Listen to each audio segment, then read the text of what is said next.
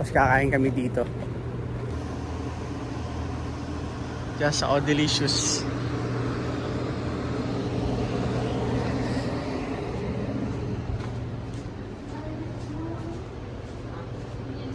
Dating nakapwesto dito mga boss, Stagecoach Restaurant.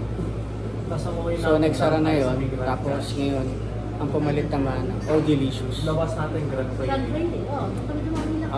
Halos mga Pilipino yung nagtatrabaho dito. Ganda.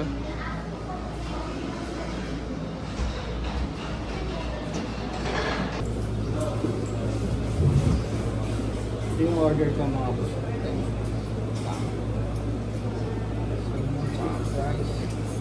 Pwede pa mo.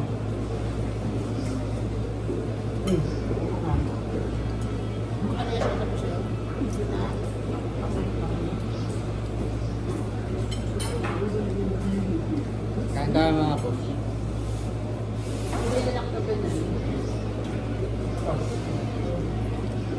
Tapos may pa yung kanila mo din. Chicken fingers lang namin.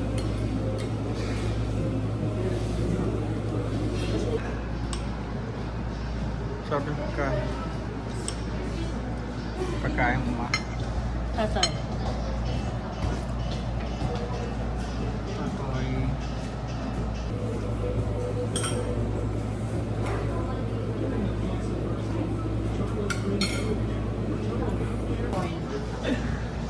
O boss mga boss. Saed. Bye. Bye. Bye. Bye.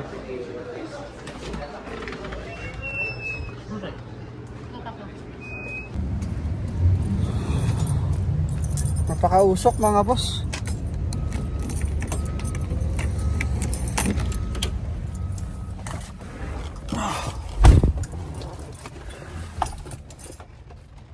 Meron na naman daw wildfire mga boss.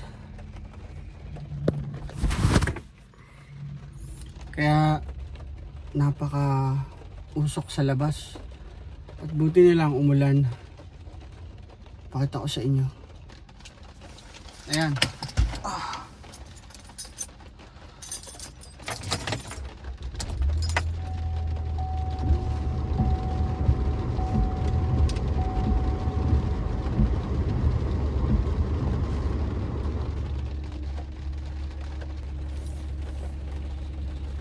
Ilang araw na mga boss na sobrang init. At sabi-sabi nga ng mga ilang customer namin sa 7-Eleven, yung mga ilang araw na sobrang init na yun, posible na magkaroon ng wildfire.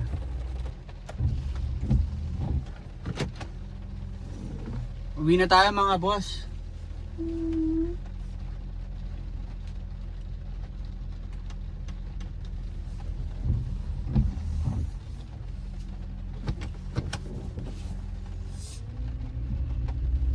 Batiin ko muna kayo mga boss. Kamusta po kayo? Nawa po ay safe ang bawat isa sa atin mga boss.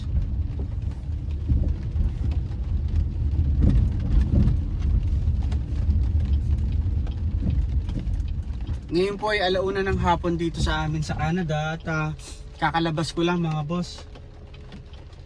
Pumasok ako ng alas 5 ng madaling araw.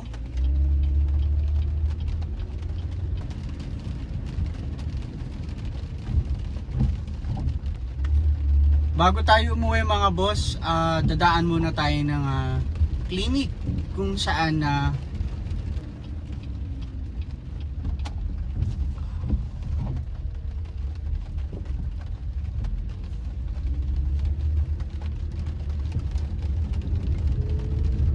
mga boss, pwede kang magpabook ng appointment or pwede kang ma-check up ng doktor doon, makonsulta ka kung kailangan kang operahan or ano man ang dapat gawin sa'yo, i-schedule ka nila sa ospital. So sa ngayon, pupunta lang ako ng clinic dahil nakareceive ako ng message nila.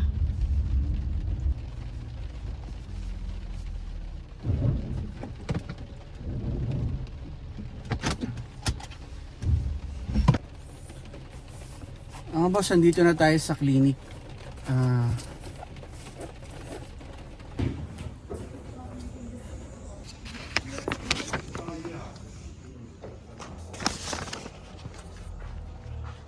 Meron na akong appointment mga boss.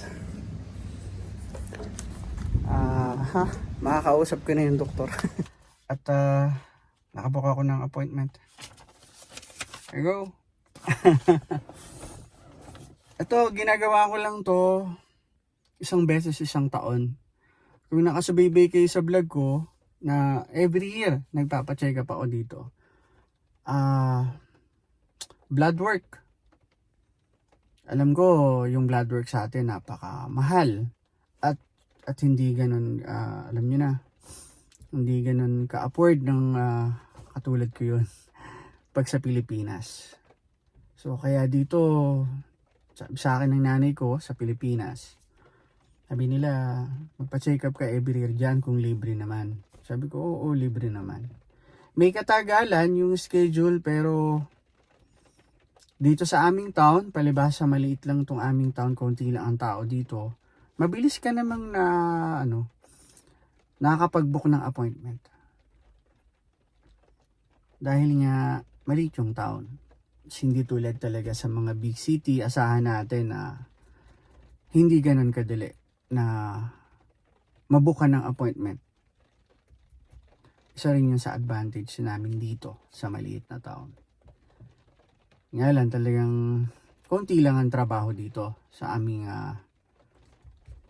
town. Hindi tulad sa big city, maraming opportunities, maraming kang choices na pwedeng pasukan kung ano yung gusto mong trabaho. At siyempre pag nasa big city ka, maraming trabaho. So sigurado hindi lang isa, dalawang trabaho gagawin mo doon. Kasi maraming pwedeng pasukan na trabaho. Dito sa aming town, marami din naman kasi ako nga, nagagawa ko nga yung dalawa. Minsan 3, minsan 4.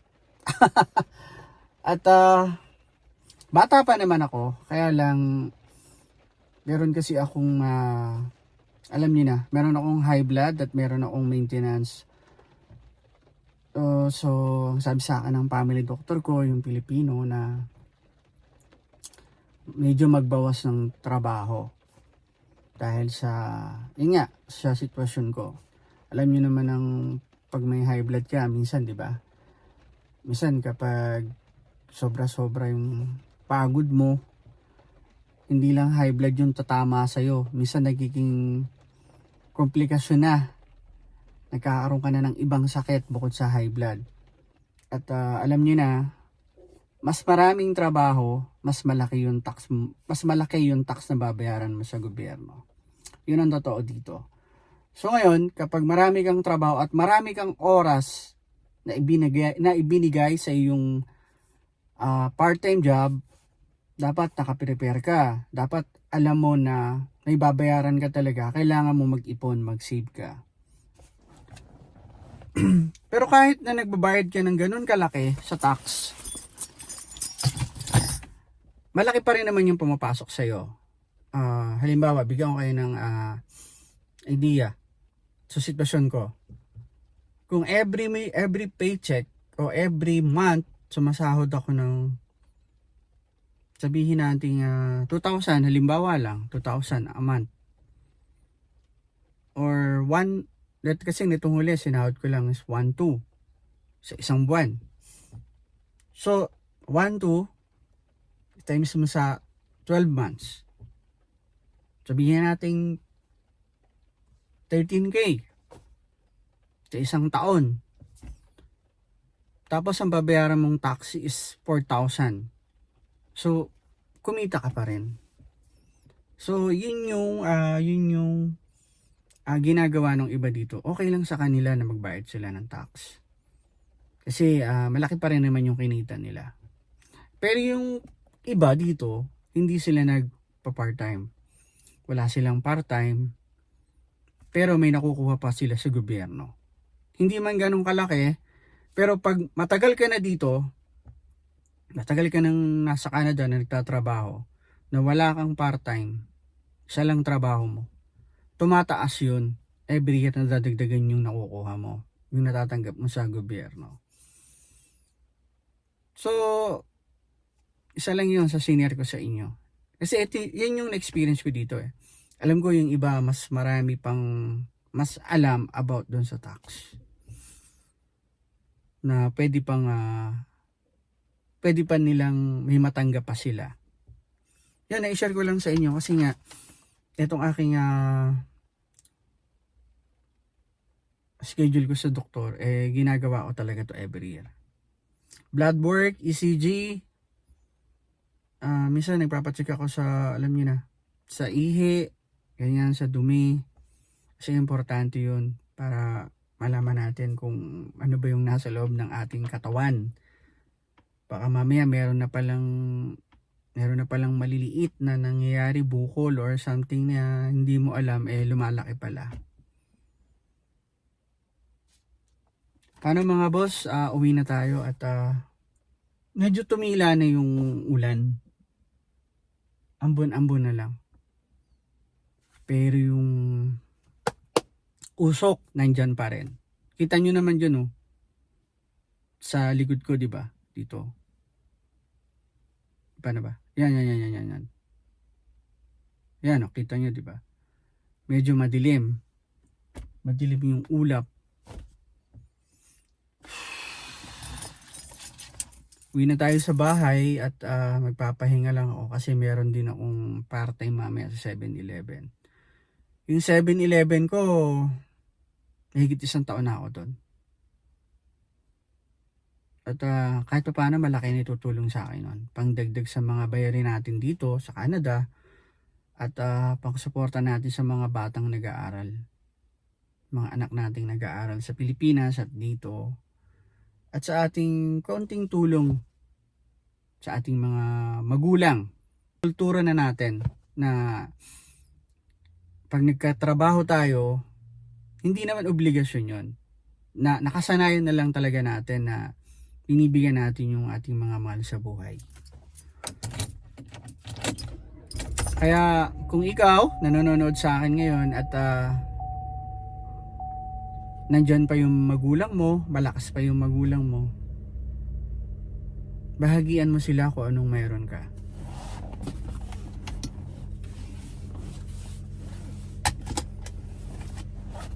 Lalo na kung maayos naman yung income mo, hindi naman sila sa'yo hihingi ng amount, basta bahagian mo lang sila. Masaya na sila nun. Ganun naman ang mga magulang natin eh. Pakita ko sa inyo yung sitwasyon ngayon dito sa labas. Ayan, no? Di ba?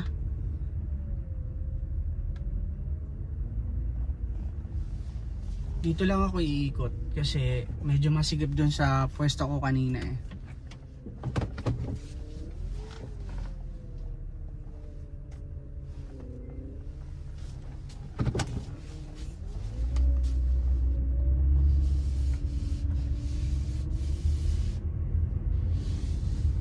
Tila na yung ulan, konting ambon na lang, pero yung usok nandyan pa rin. At nakakawawa yung ating mga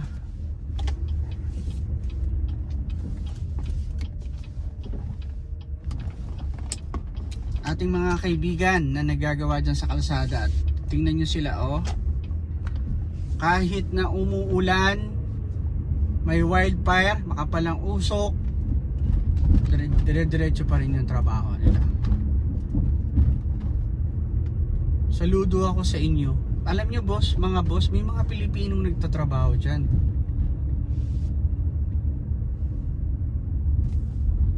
Marami akong nakilala dyan nung nagpa-part-time ako sa 7-Eleven, may mga bumibili sa akin dyan mga Pilipino.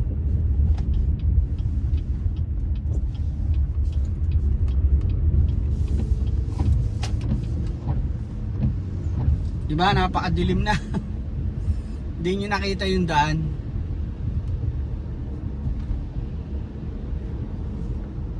May malaking truck na lumiliko dyan sa harapan ko ngayon.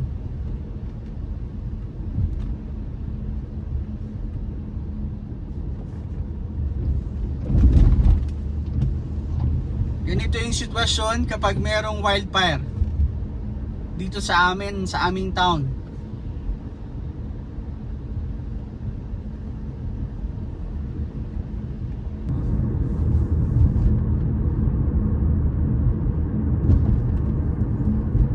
Kaya dito sa Canada, napakahalaga ng ulan tuwing summer.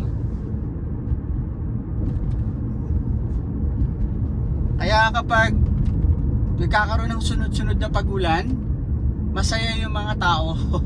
Kasi alam nila na walang wildfire na mangyayari. Pero kapag sobrang init ng mga ilang araw, ayan na, ang mga tao medyo nag-aalala na sila dahil alam nila na merong mangyayaring wildfire.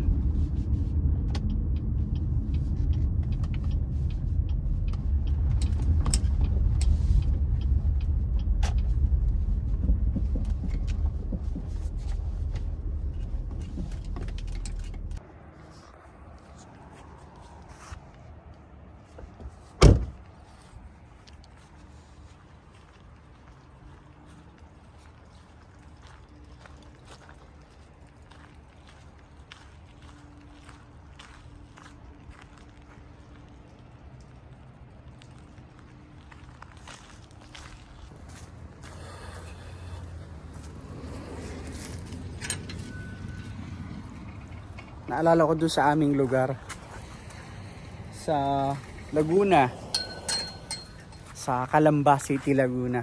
Palibasa yung bahay namin malapit sa Lawa.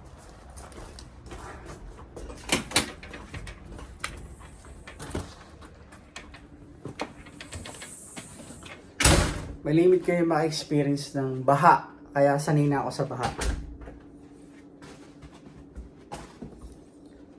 Paano mga boss? Maraming salamat sa inyo sa pagsama nyo sa akin ngayon. At marami din pong salamat sa lahat po nang nag-subscribe sa GP Pinoy TV. At sa mga hindi po nakakapag-subscribe, nawa po ay mag-subscribe na po kayo para makasama ko rin kayo dito sa Canada, para maibahagi ko sa inyo kung ano yung mga nangyayari dito sa Canada at sa mga iba nating kababayan na nakakasama ko sa aking vlog. At sinishare ko sa inyo kung ano yung pamumuhay namin dito. Para kung sakaling dumating yung isang araw na ikaw na nanonood sa akin, nagbabala ka pa ng pumunta ng Canada. At alam ko, kahit kaunti, meron akong naibahagi sa'yo, meron akong naibigay sa yung idea kung paano yung pamumuhay dito. At wag niyo rin pong kalimutan na i-click po ang notification bell para lagi po kayong update sa tuwing ako po ay may bagong upload na video. Marami pong salamat po ulit at mag-iingat po tayo mga boss. Paalam po sa ating lahat at God bless po.